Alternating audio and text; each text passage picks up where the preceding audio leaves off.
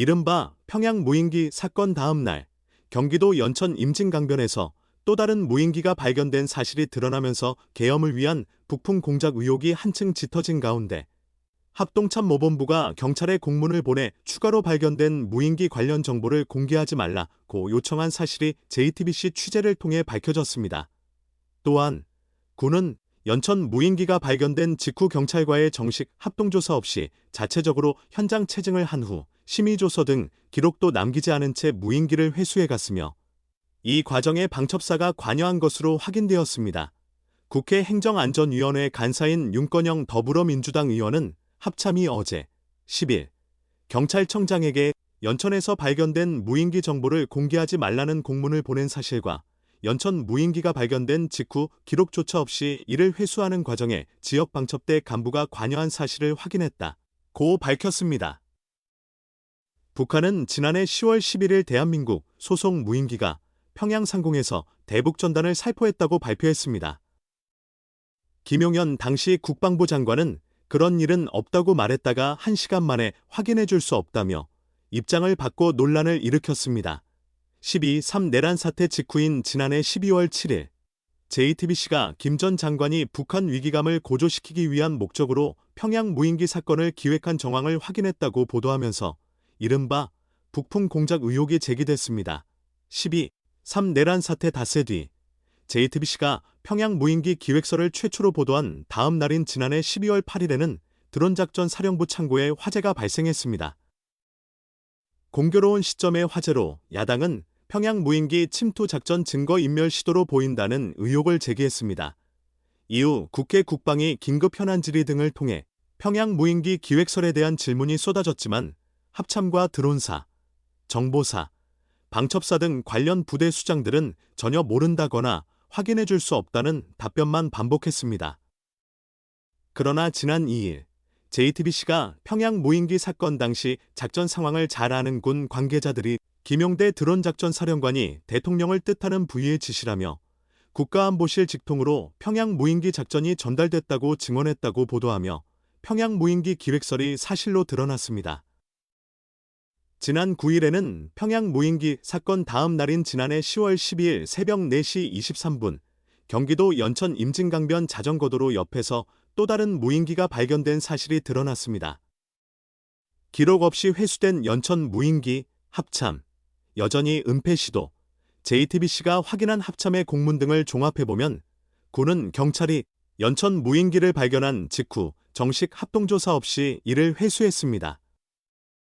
심의조서 등 어떠한 기록도 남기지 않았습니다.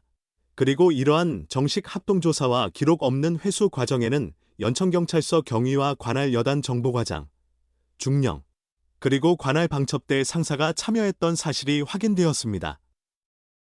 방첩사는 이른바 충암파로 불리는 여인영 전 방첩사령관을 포함해 12.3 내란 사태의 기획 과정에 깊이 관여했던 것으로 드러난 바 있습니다. 이 때문에 국회 행안위는 평양 무인기 사건 다음 날 발견된 연천 무인기가 북한 위기감을 고조시키기 위한 외환 유치와 관련이 있는지를 확인하기 위해 경찰의 관련 내용과 당시 기록 제출을 요청했습니다. 그런데 합참이 경찰청장에게 관련 정보를 공개하지 말라는 내용의 공문을 보낸 것입니다. 합참 공문과 방첩사 관여 사실을 확인한 윤건영 의원은 군 최고기구인 합참이 외환 유치 공작 여부를 확인할 단서인 연천 무인기 관련 정보를 숨기고 있다며 내란 사태의 책임을 져야 할 군이 여전히 은폐에 급급한 것은 용납할 수 없다. 국정조사와 특검을 통해 끝까지 밝혀내겠다고 말했습니다. 연천에서 무인기 추락 사실 뒤늦게 확인. 대북전단 살포용? 북한이 지난해 10월 한국이 무인기를 평양으로 침투시켜 대북전단을 살포했다고 주장한 다음 날 경기 연천군 임진강 인근에서 한국군 무인기가 추락한 사실이 군과 경찰에 의해 확인됐다.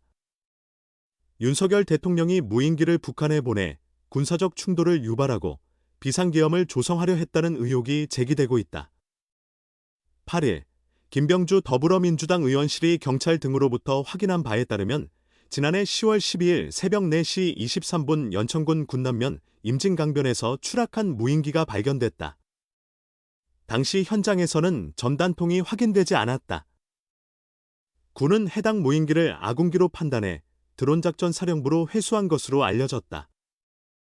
김 의원실은 이 무인기가 북한이 평양 상공에서 발견했다고 주장한 기종과 동일하거나 유사할 가능성이 있다고 보고 있다. 지난해 12월 31일 민주당 윤석열 내란 진상조사단은 10월 초 새벽 드론 작전 사령부 인근 연천군과 파주시에서 한 주민이 추락한 북한 침투 의혹 무인기와 전단통을 발견해 이를 오군단 지상작전사령부 전략사령부에 보고했다는 제보를 공개한 바 있다. 여기에 더해 10월 12일에도 무인기가 발견된 사실이 추가로 드러난 것이다.